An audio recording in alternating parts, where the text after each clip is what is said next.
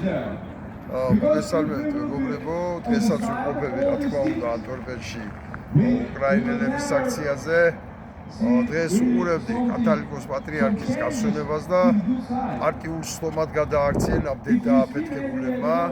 ესა ხელისუფლება, რომელიც ყველაფერს იყენებს იმისათვის, რათა ხელისუფლება შეინარჩუნოს და უყურებ და მაგ განცდა იმისი, რომ რაღაცნაირად ახლა ცუდად ჩამithვლით, გულგატეხილობა ნამდვილად არ შემოვაქვს, მაგრამ ამგენის გამარჯვებამდე გონია საშუალია დაგვადგეს.